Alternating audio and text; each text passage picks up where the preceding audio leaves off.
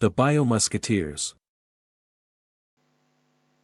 Hello everyone, I am from the Biomusketeers classes. मैं फिर आ गया हूँ एक और नई वीडियो के साथ। आज हम जानेंगे इस वीडियो में मेंडल्स की लाइफ के बारे में और किस तरह से मेंडल बहुत ज़्यादा इंपॉर्टेंस रखते हैं हमारी लाइफ में, क्यों इनको फादर ऑफ जेनेटिक्स कहा जाता है और क्या क्या इनकी लाइफ से रिलेटेड प्रॉब्लम थी जो उन्होंने अपनी लाइफ में फेस की थी। और ये बहुत इंपॉर्टेंट एक पार्ट है आपके बीएससी का, जो न्यू एजुकेशन पॉलिसी के तहत सभी यूनिवर्सिटी में पढ़ाया जाता है और जेनेटिक्स में ये बहुत ज़्यादा इंपॉर्टेंस रखता है। चलिए जानते हैं इस वीडियो के बारे में और आई होप आपको वीडियो बहुत ज़्यादा पसंद आएगी और इससे रिलेटेड नोट्स आपकी एग्जाम में बहुत ज़्यादा हेल्प करेंगे। चलिए जानते हैं मेंडल्स की लाइफ के बारे में। ग्रेगर जॉन मेंडल, जो जॉन मेंडल थे, वाज द ऑस्ट्रियन मॉन्क। क्या थे? ऑस्ट्रियन मॉन्क थे। ऑस्ट्रियन एक जगह का नाम है, यानी कि कंट्री का नाम है, जो एक यूरोप का हिस्सा है। मॉन्क का मीन्स होता है सन्यासी, जो शादीशुदा नहीं होते। एंड बायोलॉजिस्ट, साथ ही साथ क्या थे? ये बायोलॉजिस्ट थे, यानी कि बायोलॉजी की चीजों के तहत बहुत गहन अध्ययन भी था इनका। हुज वर्क ऑन हेरिडिटी, और ये किस पे इनका वर्क था? हेरिडिटी यानी कि आनुवंशिकता के ऊपर इनका वर्क दिया गया था। बिकेम द बेसिस, इस बेसिस के आधार पर ही हमने मॉडर्न थ्योरी ऑफ जेनेटिक्स का इजाद किया। क्लियर? यानी कि जॉन मेंडल्स के वर्क के वजह से ही हम मॉडर्न थ्योरी ऑफ जेनेटिक्स को पढ़ पाते हैं। चलिए जानते हैं इससे रिलेटेड कुछ इंपॉर्टेंट टर्म्स, यानी कि मेंडल की अर्ली लाइफ किस तरह की थी। मेंडल वाज बोर्न ऑन, यानी कि जो मेंडल का जन्म हुआ था 22 जुलाई 1822 में हुआ था। क्लियर? 22 जुलाई 1822 में हुआ था। कहाँ हुआ था? हेंजनड्रॉफ, ऑस्ट्रिया में ही हुआ था। हिजनड्रॉफ यानी कि एक जगह का नाम है, ऑस्ट्रिया यानी उस कंट्री का नाम है। Now it is in Europe, जो किस कौन से आपके उसमें आती है, एरिया में, यूरोप में आती है। ध्यान रख समझ लेना, एक ये यूरोप कंट्री है। कौन? आपकी ऑस्ट्रिया, तो इसलिए इनको क्या बोला जाता है? Austrian monk. He was born into a poor farming family, यानी कि बहुत गरीब परिवार से थे और किसान फैमिली से रिलेट करते थे ये अपना जीवन। And this time it was difficult for poor family to obtain a good education, और उस समय बहुत ज़्यादा कठिनाई होती थी ऐसे बच्चों को जो गरीब फैमिली से बिलोंग करते थे, पढ़ नहीं पाते थे अच्छे से। अब क्या था? The young Mendel saw that only way to escape life of poverty was to enter the monastery at one in Mongolia। अब यंग मेंडल के पास सिर्फ एक यही रास्ता था कि वो इस अपने गरीब जीवन से निकलकर, यानी कि क्या रास्ता था उनका, कि वो एंटर यानी कि अपने आप को प्रवेश करा लें एक मोनेस्ट्री में। जो मोनेस्ट्री का मीन्स होता है, यानी कि एक चर्च टाइप का था, वहाँ पे गरीब बच्चों के लिए शिक्षा दी जाती थी।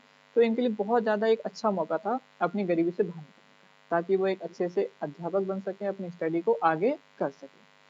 नेक्स्ट, अब ये जो आपका मोनेस्ट्री थी, here was the given the name Gregor. अब यहाँ पर ही इनको जो नेम दिया गया था वो ग्रेगर नाम दिया गया था। पहले सिर्फ इनका नाम ओनली जॉन मेंडल था। ग्रेगर नाम जब ये मोनेस्ट्री में इन्होंने प्रवेश पा लिया तब पड़ा।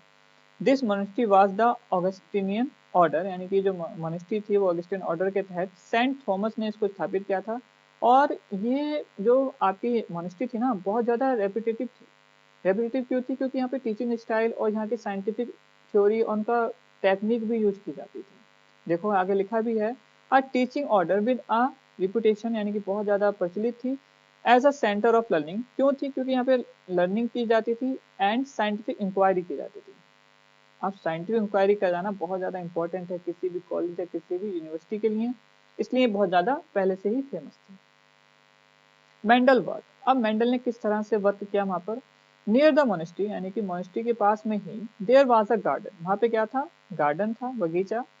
ओके, जहाँ पे क्या मौजूद थे? आपके मटर प्लांट। विच, जहाँ पे उन्होंने क्या करा, मेंडल ने क्या करा, परफॉर्म की अपनी ब्रीडिंग। ब्रीडिंग का मीन्स होता है प्रजनन। किनके मध्य कराया? On P plant. अब कौन सी पी प्लांट सेलेक्ट करी थी उन्होंने? ध्यान से समझ लेना, याद कर लेना चीज को।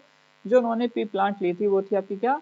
पाइसम सेटाइलम। ओके, ये एग्जाम में पूछ लिया जाएगा आपसे कई बार कि कौन सी मटर पर उन्हें अपना अध्ययन स्टार्ट किया था। तो आपका ऑप्शन क्या होना चाहिए? आंसर, राइट आंसर इस ऑप्शन का पाइसम सेटाइलम। क्लियर? नेक्स्ट पॉइंट, इन 1866, यानी कि 1866 में ही पब्लिश्ड, उन्होंने पब्लिश किया अपना एक्सपेरिमेंट को एक पेपर में। This paper was published in, और जो पेपर जो पब्लिश हुआ था कौन से उसमें हुआ था? ये journal of the Bruno national history society, एक लोकल पेपर था वहाँ का, ऑस्ट्रिया का, और उसी पेपर में अपना इन्होंने वर्क पब्लिश किया था। और क्या लॉ था इनका? Law of inheritance. ओके, बारीकी से पढ़ते हैं। Law of inheritance, law of independent assortment, law of segregation किसने दिए? सब मेंडल ने तो दिए, पब्लिश्ड। बट अनफॉर्चुनेटली यानी कि इन्होंने नियम तो दिए बट दुर्भाग्यपूर्ण, अब इनका दुर्भाग्य क्या रहा कि इनके वर्क को नोटिस ही नहीं किया गया, है ना। यानी कि हिज वर्क रिमेन अनअटैच, यानी कि ना तो इनको कोई अटैचमेंट मिली, ना ही इनके वर्क को क्या किया, कोई सहारा ना दिया गया, यानी कि नोटिस नहीं किया गया। कब तक? 19th सेंचुरी तक, मतलब 1866 में इन्होंने अपनी वर्क को पब्लिश कराया, बट 1900 तक कोई भी रिस्पॉन्स इनको नहीं मिला, और उससे पहले ही इनकी डेथ भी हो चुकी थी। कितनी मजे की बात है, मतलब बेचारों ने इतना सब कुछ देने के बावजूद भी इनको अपनी डेथ के बाद अब क्या पता चलेगा, पहले ही वो निकल लिए, है ना।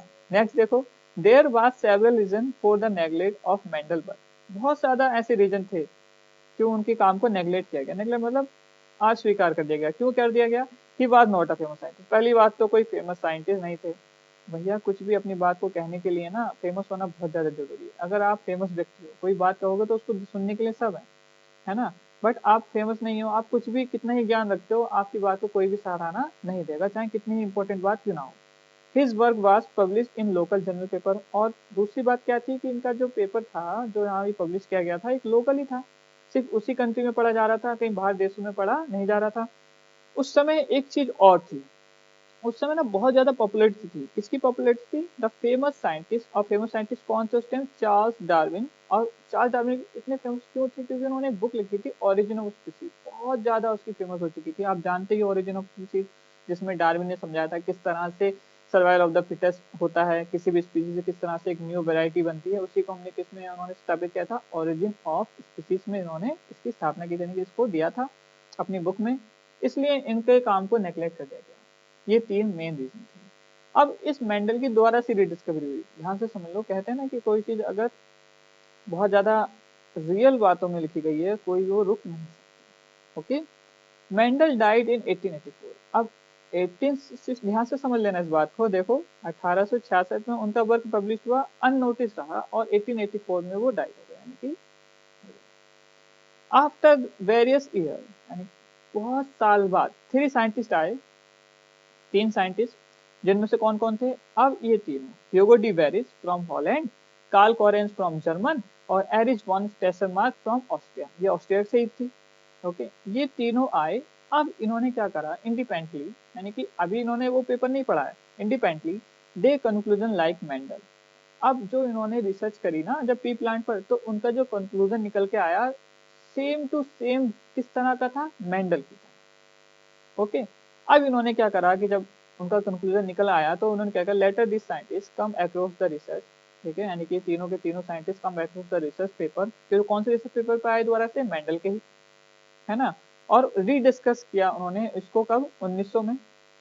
क्योंकि ये तीन जो साइंटिस्ट थे ना, अब क्योंकि वो तो मर चुके थे 1884 में, ये तीन साइंटिस्ट दोबारा से रिसर्च कर रहे होंगे अपनी। जब उन्होंने कंक्लूजन निकाल के देखा तो भैया उन्होंने पाया कि यार ये तो सेम वैसा ही है जैसा हमारे साइंटिस्ट कर चुके हैं जिनका नाम था मेंडल। तब लोगों को रियलाइज हुआ, क्या रियलाइज हुआ? Then people realise the importance of Mendel birth and call them, क्या नाम दिया उनको? Father of genetics. क्लियर, यानी कि उनके मरने के कई सालों बाद उनको इस उपाधि से बुलाया गया, फादर ऑफ जेनेटिक्स। और उसका श्रेय जो जाता है इन तीन साइंटिस्ट को जाता है। ये जो तीन साइंटिस्ट थे, अगर ये तीन साइंटिस्ट नहीं होते तो मेंडल के वर्क को भी आज कोई नहीं जान पाता। अब ये तीन साइंटिस्टों की ईमानदारी देखो कि इन्होंने अपना नाम आगे नहीं दिया, उनको आगे बढ़ाया। किसको? ग्रेगर जॉन मेंडल को। चाहते तो अपना नाम भी दे सकते थे, बट इन्होंने ऐसा नहीं किया। कौन कौन थे scientist? Carl Correns, Hugo de Vries और टेसन। ओके, याद रखना। आई होप आपको ये लेक्चर पसंद आया होगा बहुत ज़्यादा। अगर आपको पसंद आया है तो कमेंट कीजिए, शेयर कीजिए और सब्सक्राइब करना मत भूलना। Thank you.